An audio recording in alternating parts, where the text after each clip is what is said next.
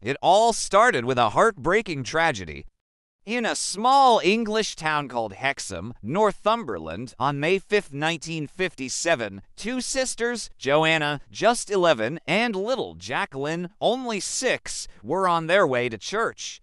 Out of nowhere, a car, driven by a woman under the influence of barbiturates, came speeding toward them. In an instant, both girls were gone. Their parents, John and Florence Pollock, were absolutely shattered. I mean, can you even imagine the heart-wrenching pain they must have felt?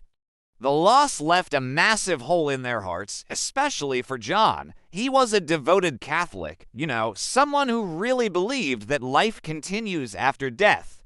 In those dark weeks after the accident, he shared a haunting thought with Florence. "They'll come back to us, Florence. God will bring them back." She brushed it off as just grief talking, wishful thinking, right? But deep down, he felt it in his bones, a strong sense that something incredible was on the horizon. Then, a year later, Florence discovered she was pregnant again, and to her shock, she was carrying twins. Can you believe that? The doctors were stunned, claiming it was impossible.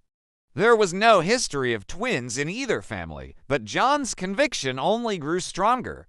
He was convinced these weren't just new children. They were the same children returned to them. It's like he had this unshakable belief that fate had a plan, bringing their beloved girls back into their lives. How wild is that?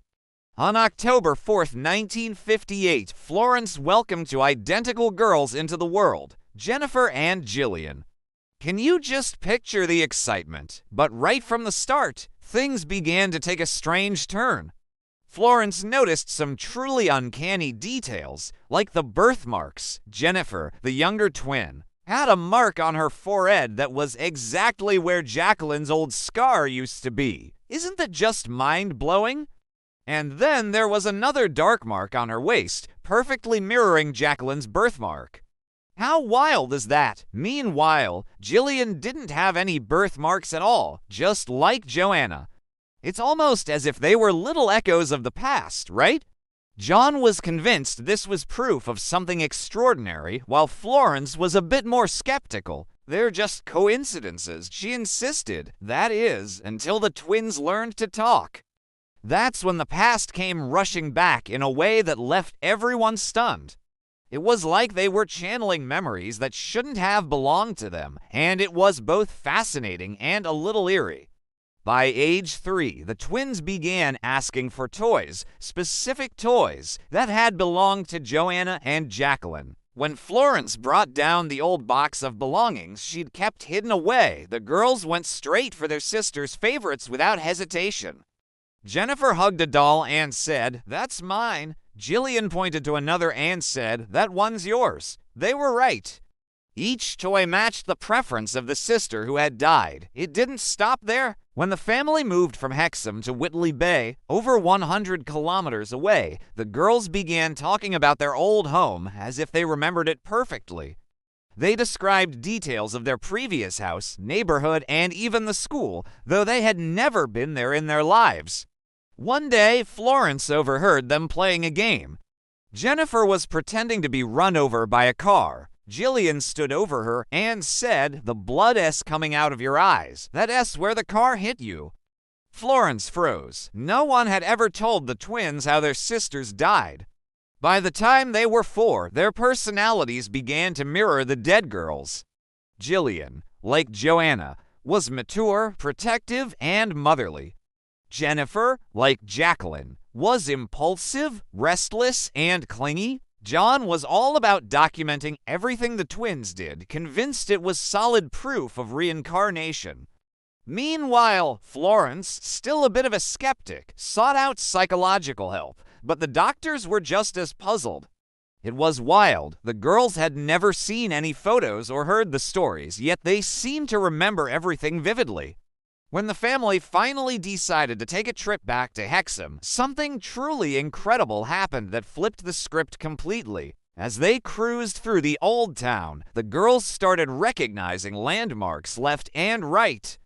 They pointed out the school, the park, and even the church where their funeral had taken place, and they did it all before their parents could even say a word.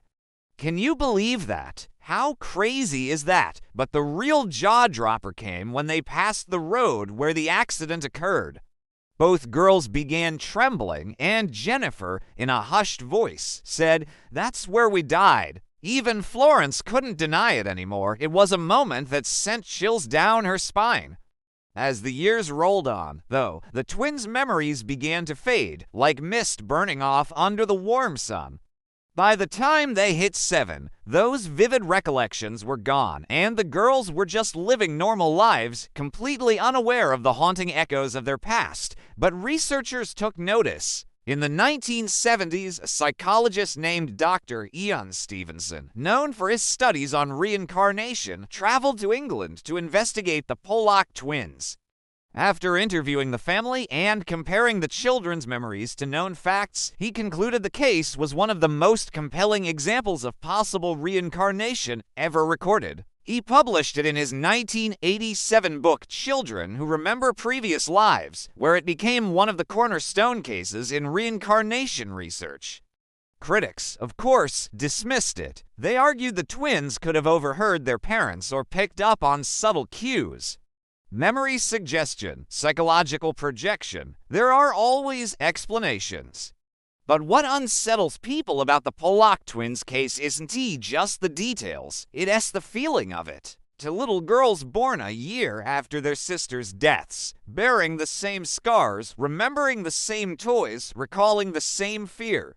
And when you see photographs of them, side by side with Joanna and Jacqueline, it's hard not to feel that eerie sense of repetition, as if fate hit copy and paste.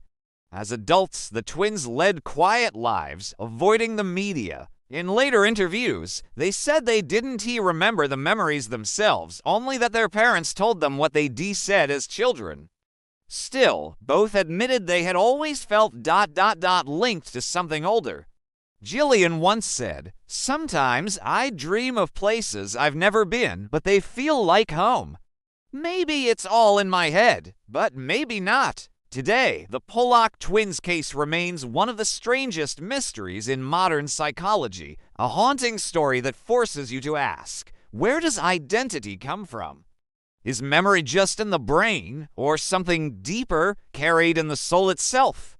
Science can't prove reincarnation. Faith can't explain the details. But somewhere between those two, in that quiet, gray space between belief and disbelief, little girls once lived, remembering lives that weren't supposed to be theirs. And that's what makes the story so unsettling. Because whether or not you believe in past lives, this one feels just a little too real.